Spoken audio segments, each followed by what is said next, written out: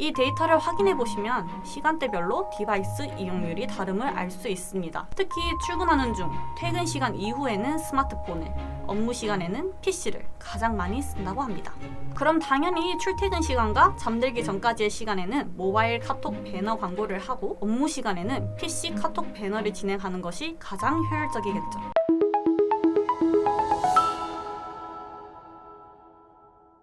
안녕하세요. AMPM 글로벌 퍼포먼스 마케팅 2팀의 윤지영 대리입니다.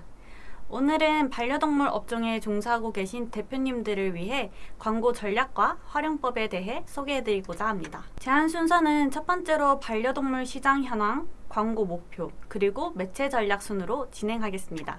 먼저 시장 현황입니다. 점점 커지는 반려동물 시장 규모, 기회는 지금입니다.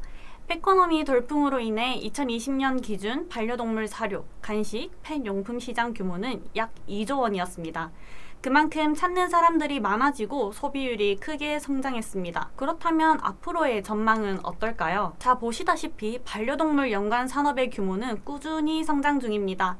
2027년에는 6조 원으로 폭풍 성장할 것으로 전망되고 있죠. 점점 커지는 반려동물 시장에 진입은 했지만 타겟은 어떻게 잡아야 하며 어떻게 광고해야 할까 막막하시죠? 제가 반려동물 시장 트렌드 포인트부터 짚어드리겠습니다. 지금부터 안전벨트 꽉 매시고 저만 따라오세요. 먼저 반려인이 늘어남과 동시에 반려동물에 대한 인식도 점차 변화하고 있습니다. 반려동물은 더 이상 동물이 아닌 가족이다 라는 인식이 약 75%를 형성하고 있고, 여성과 연령이 낮을수록, 그리고 반려동물을 키운 경험이 있는 경우 가족이라는 인식이 상대적으로 높게 나타나고 있습니다. 그렇다면 이들이 온라인에서도 반려동물에 대해 관심이 많을지 궁금하시지 않은가요? 이들 중 반려동물 컨텐츠를 시청하거나 찾아보는 비중이 꽤 많았습니다. 남성보다 여성이, 그리고 낮은 연령대의 소비자들이 소셜미디어를 통해 반려동물 컨텐츠를 공유하고 시청하고 있었습니다. 이와 같이 SNS에서는 컨텐츠를 시청하지만 다른 채널을 통해 탐색하고 정보를 수집하는 모습을 살펴볼 수 있었습니다. 정보 검색을 할 땐 유튜브와 포털 검색을 자주 이용한다고 합니다.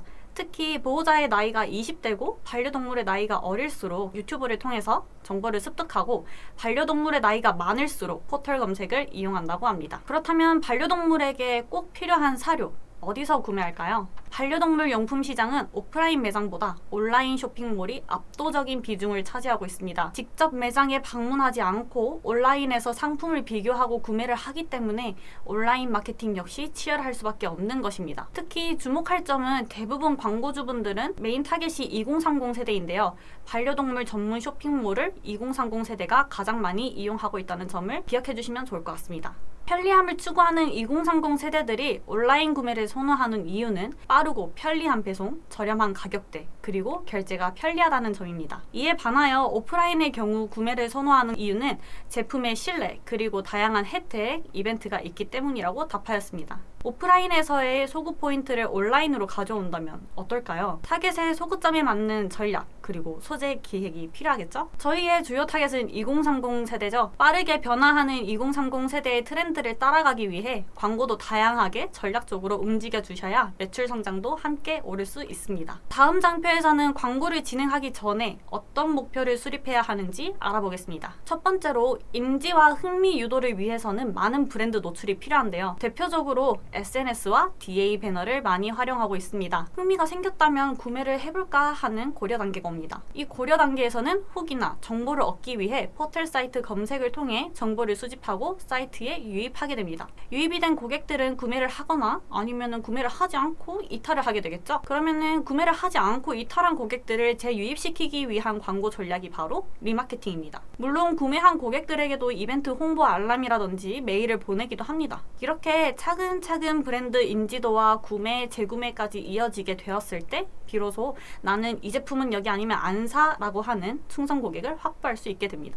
그리고 가장 중요한 광고 목표 설정에 있어서 가장 중요한 것은 바로 우리 브랜드의 현 상황을 파악한 명확한 목표, 그리고 정확한 타겟팅입니다. 우리의 광고가 누구에게 보여질 것이며, 그리고 우리의 목표가 무엇인지 분명하게 알아야 합니다. 신생업체라면 브랜딩에 초점을, 이미 알려진 곳이라면 충성 고객 그리고 추가 신규 고객 확보를 통한 매체 안정화, 업종별로, 상황별로 우리의 목표는 달라질 것입니다. 자, 목표를 정하셨다면 이제 우리는 도대체 어떤 매체를 활용해야 할까요? 매체 전략에 앞서 매체 선정의 이유부터 먼저 설명드리겠습니다. 광고를 하려면 우선적으로 사람들이 가장 많이 그리고 자주 사용하는 매체가 무엇인지 파악해야 합니다. 대표적인 매체로 아시는 것처럼 유튜브, 카톡, 네이버, 인스타그램, 페이스북, 다음 카카오가 있습니다. 이 대표적인 매체들을 어떻게 활용해야 할지 어려우시죠?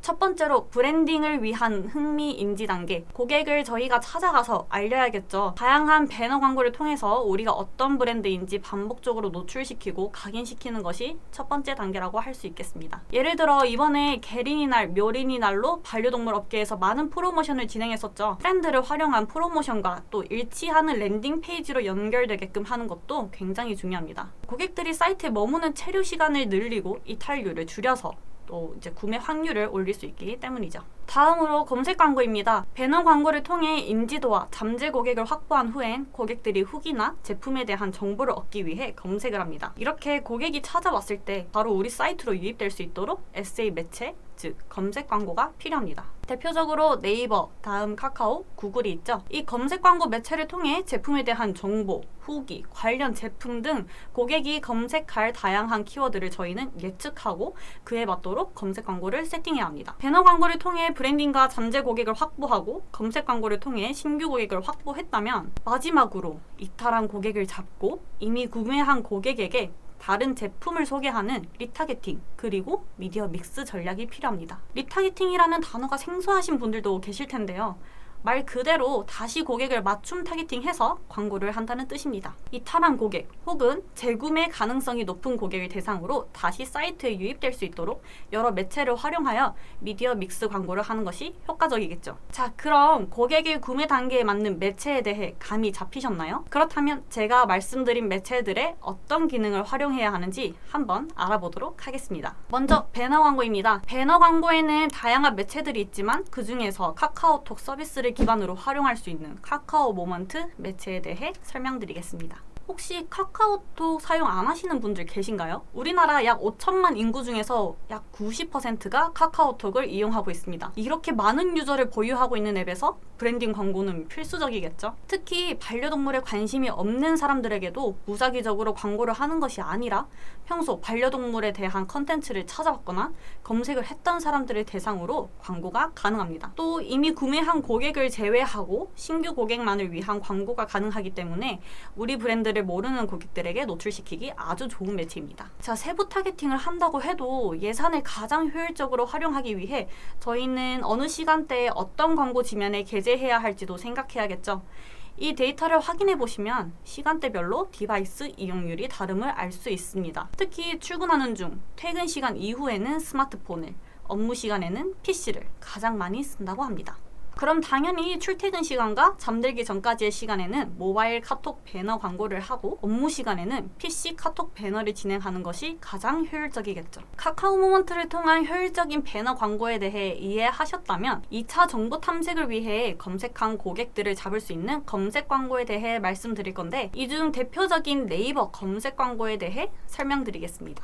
네이버는 국내 검색 엔진 점유율 약 56.7%로 많은 사람들이 이용하고 있고 사용하는 사람들이 많은 만큼 우리가 절대 놓칠 수 없는 검색 광고의 기본 중 기본이라 할 수 있습니다. 특히 파워링크뿐만 아니라 쇼핑 검색, 블로그, 파워 컨텐츠, 플레이스 등 다양한 컨텐츠로 광고가 가능합니다. 그럼 검색 광고 키워드는 어떻게 세팅해야 성공적으로 진행할 수 있을지 알아보도록 하겠습니다. 사람들이 가장 많이 검색하는 대표 메인 키워드부터 검색량은 높진 않지만 고객의 니즈가 반영되어 있는 세부 키워드까지 다양한 키워드를 발굴하고 확장하여 세팅해야 합니다. 운영 프로세스는 크게 3단계로 나눌 수 있습니다. 첫째, 전환율이 높은 키워드 혹은 클릭수가 많은 키워드를 필터링합니다. 두 번째로 이 필터링된 키워드를 그룹 단위로 나누고 어떤 시간대에 전환, 클릭이 많이 났는지 데이터를 체크하여 시간대별로 광고를 노출합니다. 마지막으로 키워드 효율을 모니터링하면서 꾸준히 데이터를 확인하고 성과에 따라 리그룹핑을 하면서 효율이 좋지 않은 키워드와 또 효율이 좋은 키워드를 선별하는 것이 중요합니다. 그럼 이 키워드를 어떻게 분류하고 설정하면 좋을지 한번 살펴볼까요? 먼저 입찰가에 따라 키워드를 분류할 수 있습니다. 입찰가가 높거나 브랜드의 메인인 대표 키워드, 중간대인 준메인 키워드, 낮은 세부 키워드, 이렇게 세 가지로 나눌 수 있는데요. 대표 키워드는 입찰가가 높기 때문에 24시간 노출하게 되면 광고비에 조기 소진이 발생할 수 있습니다. 이를 방지하기 위해 주 전환 시간대를 공략하고, 중형 키워드는 검색량, 그리고 신상품에 따라, 그리고 세부 키워드는 24시간 광고를 노출하여 최대한 전환과 노출을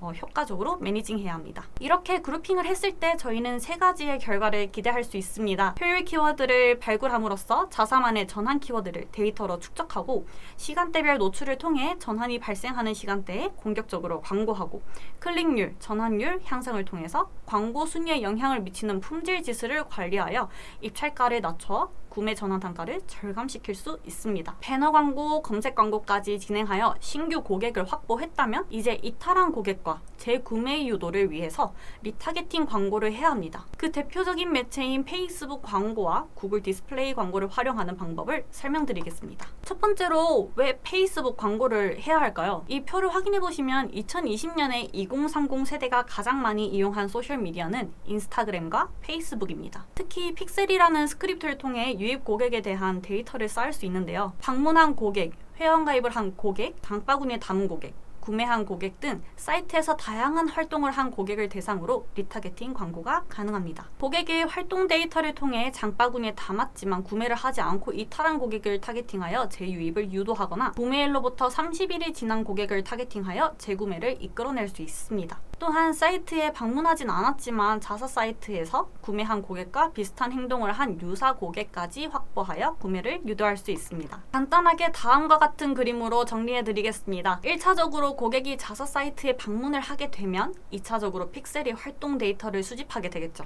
그럼 최종적으로 저희는 다른 소재의 광고로 이탈한 고객의 재유입을 통해서 전환을 유도할 수 있습니다. SNS 외에도 리타게팅에 활용할 수 있는 GDN이라는 매체를 소개해 드리겠습니다.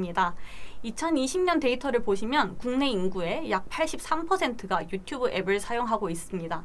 특히 2030 세대의 유튜브 사용 일수가 가장 많고 배너 매체 중 가장 많은 노출 지면을 확보하고 있다는 점에서 GDN은 상당히 매력적인 광고 매체라고 할 수 있습니다. 그럼 이 매력적인 GDN으로 또 어떻게 리타게팅이 가능할까요? 기본적인 프로세스는 페이스북 광고와 유사합니다. GA 스크립트를 통해서 데이터를 쌓고 고객의 활동 데이터를 기반으로 리마케팅 광고를 진행하게 됩니다. GDN 광고의 디테일한 리타게팅 광고를 세 가지의 케이스로 예를 들어 보겠습니다. 첫 번째로 A라는 상품 페이지를 조회했지만 장바구니에 담지 않은 고객에게 다시 한번 광고를 집중적으로 할 수 있습니다. 두 번째로 A 상품을 장바구니에 담았지만 그 상품을 구매하지 않은 고객에게 할인 코드나 프로모션에 대한 리마케팅 광고가 가능하겠죠. 또 마지막으로 A 상품 그리고 B 상품까지 구매한 고객에게 그에 관련된 상품인 C 상품에 대한 광고를 또 한 번 더 집중적으로 노출시킬 수 있습니다. 고객의 활동을 데이터로 쌓아서 타겟팅하여 광고가 가능하다는 뜻입니다. 그럼 마지막으로 총 정리해 드리도록 하겠습니다. 지금까지 광고 시장 현황과 광고 목표 설정 그리고 전략에 대해 알아보았는데요. 현재 브랜드에 맞는 광고 목표, 즉 KPI를 설정하고 우리가 주력하고 있는 타겟에 맞는 매체를 선정하고 컨텐츠를 기획해야 합니다. 이후 각 매체에 맞는 세부 전략을 통해 광고를 집행하게 되는 것이죠. 수많은 광고주분들이 이 복잡한 과정에서 어떻게 진행하면 효율이 좋을지 그리고 성과를 어떻게 하면 낼 수 있을지 많이 고민하고 계십니다. 복잡한 미로같이 어려운 온라인 광고, 미로 속에서 헤매느라 실마리를 찾지 못하고 계신가요? 광고의 길을 잃으셨을 때 저 윤지영 대리가 새로운 길잡이가 되어드리겠습니다. 지금까지 AMPM 글로벌 퍼포먼스 마케팅 2팀의 윤지영 대리였습니다. 감사합니다.